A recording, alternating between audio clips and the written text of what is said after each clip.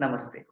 I am Dr. Utkarsh Modi, and today I'll be covering the topic of sleep. Sleep is a part of Unit 6 Allied Sciences, the General Psychology. I'll be going through an introduction of sleep, the stages of sleep, sleep pattern, neurophysiology of sleep, and neurochemistry of sleep. So what is sleep? As the definition states, it has neurological and behavioral components, which is seen in all animals, characterized by slowing of bodily functions and changes in level of consciousness. It is organized within the circadian rhythm, which is a 25-hour natural internal body clock, but it is synchronized to 24 hours due to external synchronizers, which is sunlight and socio-occupational roles. Now, it has been established scientifically that sleep is essential for proper functioning of the brain and the body, and we shall be going through the effects of sleep and sleep deprivation in the upcoming slides. What are the stages of sleep? As I mentioned, sleep has a neurological basis, which is essentially measured by the electrical brain waves using an instrument called electroencephalogram or EEG.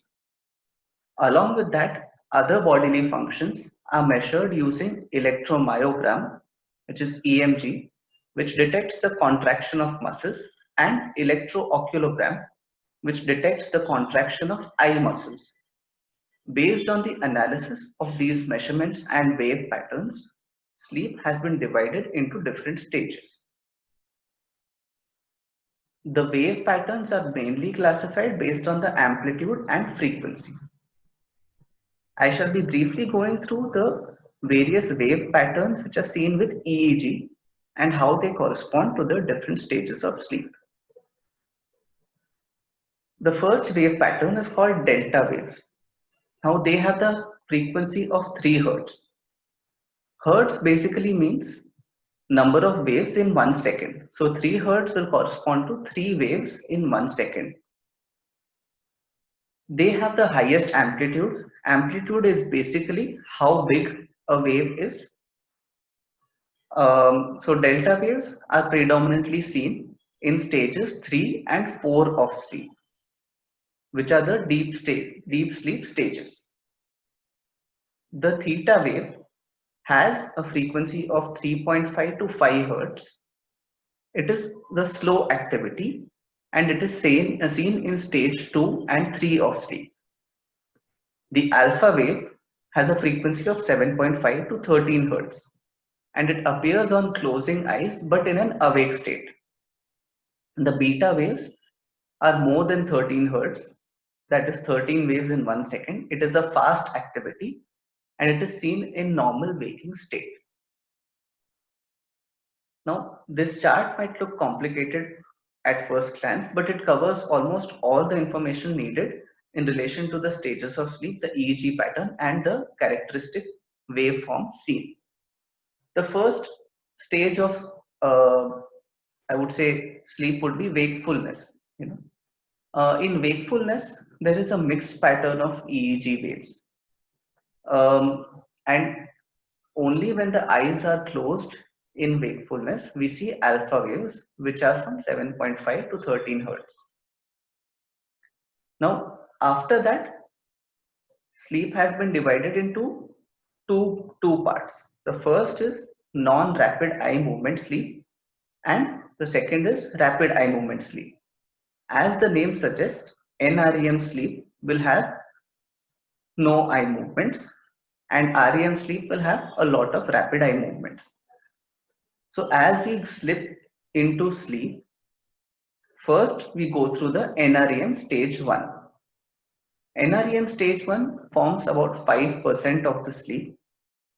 It is the transition from wakefulness to sleep, and eye movements are slowed but not completely abolished, and the muscle tone, which is the stiffness of the muscles, is reduced. So muscles become more relaxed. This stage of sleep is defined by the presence of theta waves, which are sharp, and also sharp waves in the vertex part of the head. Subsequently, we move on to the stage 2 of sleep. So stage 2 of NREM sleep forms 45% of the sleep duration, and it is characterized by typical wave patterns called the sleep spindles and K complexes. So sleep spindles, as shown here in the diagram, are basically short bursts of electrical activity which are of 12 to 14 hertz frequency. Now these are seen different from the normal wave pattern, which will be a theta wave of 3 to 7 hertz frequency. Along with this, in stage 2, the eye movement stops. So this is where the rapid eye movement is not seen. The muscle tone further reduces, and along with that, our heart rate and blood pressure also decreases. Subsequently, we go on to the stage 3 of sleep, which forms 12% of sleep duration, and it is characterized by presence of delta waves, which, as I've already told you, are high amplitude slow waves. Delta waves in stage 3 form about 50% of the total wave pattern. Again, in this, there will be low muscle tone. Subsequent to that is stage 4, which forms 13% of the sleep. Stage 4 is differentiated from stage 3 by presence of more than 50% of delta waves. Now together, stage 3 and stage 4 are also called slow wave sleep. After the NREM stages, uh, the sleep pattern goes into REM sleep. REM sleep forms 25% of the total sleep duration, and it is characterized by mixed frequency waves. So just like waking state, this also has a mixed pattern of waves. Um, the muscles become completely relaxed, so which is called as atonia, which is lack of tone in muscles. And along with that, there is rapid eye movements. This is something important. Although the bodily muscles are relaxed, the eye movements increase. Along with this, there are fluctuations in heart rate and blood pressure. It tends to increase and spike. In REM sleep, a person experiences vivid dreams which are often recalled. Although these dreams are fantastical in nature and do not have a lot of touch with reality, they are clearly remembered by a person.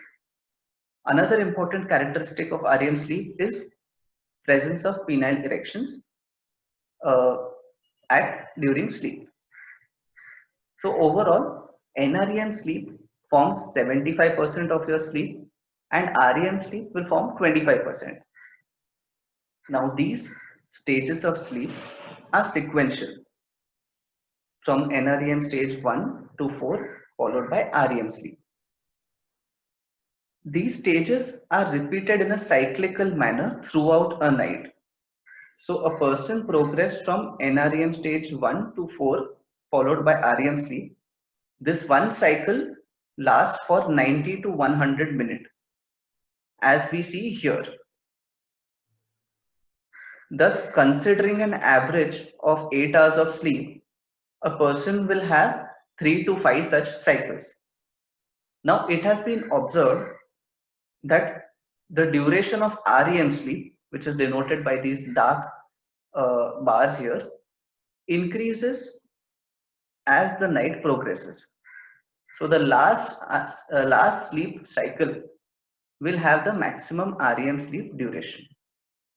Now, REM sleep is also called as paradoxical sleep because although the body is not relaxed, muscle tone, the eye movements are seen, and there are vivid dreams which are experienced, but this sleep is very essential for the maintenance of sleep architecture. Now, let's talk about neurophysiology of sleep and understand what exactly is happening in the brain which causes sleep. So, sleep is nothing but reduction in wakefulness. Now, wakefulness is maintained by multiple centers in the brain. there's not like one particular sleep control center. It is maintained by small number of interconnecting systems or centers, which are mainly located in the brainstem. Um, these include the ascending reticular activating system, locus coeruleus, which predominantly secretes norepinephrine, and this area, the locus coeruleus, contains the REM off neurons. So when these neurons are activated, the REM sleep is stopped and NREM sleep comes. The other part is cholinergic neurons of pedunculopontine tegmental region and the lateral dorsal tegmental nuclei. Now these cholinergic cells, by cholinergic I mean these cells secrete acetylcholine, which is a neurotransmitter, and when these cells secrete acetylcholine, they tend to cause REM sleep. So these are also called REM on neurons. Other groups involved are histaminergic cells, which secrete histamine of tuberomammillary nucleus, which is in the posterior hypothalamus. These areas might sound confusing, but if you look at the diagram which I'll be showing next, you might get a clearer idea. Apart from that, general wakefulness is maintained by glutamatergic neurons, which secrete glutamate. But these neurons are interspersed widely throughout the brain and not localized to one particular region.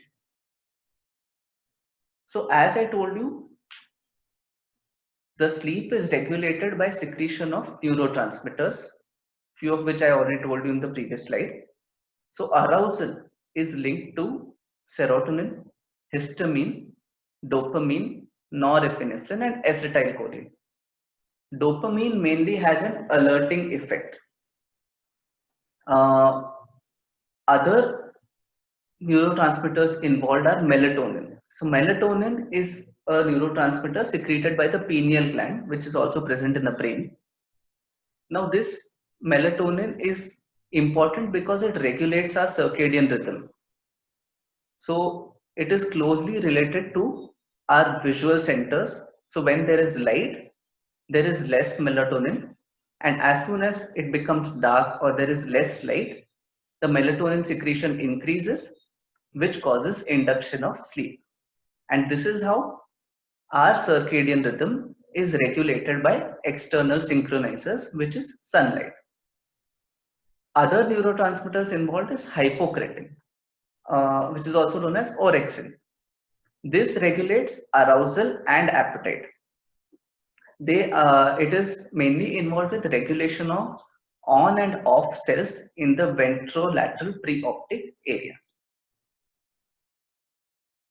Now, as I mentioned, this is a very concise overview of the centers involved in sleep regulation.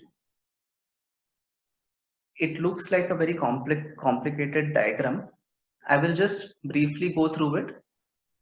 So there are certain, like I mentioned, circadian rhythm is regulated by external synchronizers and also internal pacemakers. These are predominantly the hypothalamic nuclei, which is situated here, which includes the suprachiasmatic nuclei, the subparaventricular nuclei, and also the dorsomedial nuclei of hypothalamus. Apart from that, there is the diencephalic control of sleep onset, which is done by the hypothalamic nuclei of ventrolateral preoptic nuclei, lateral hypothalamic nuclei, and tuberomammillary nuclei. These I have already highlighted in the neurophysiology of sleep. Apart from that, I mentioned that the regulation of REM and NREM cycle is by REM off and REM on neurons, which are located in the brainstem area or the pons region, predominantly including the laterodorsal tegmental nuclei, pedunculopontine nuclei, dorsal raphe nucleus, and locus coeruleus.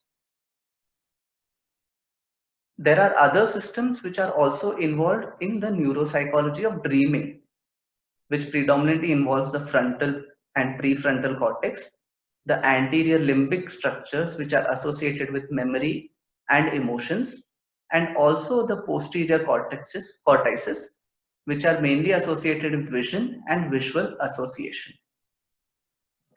I will also be covering sleep disorders in a subsequent slide.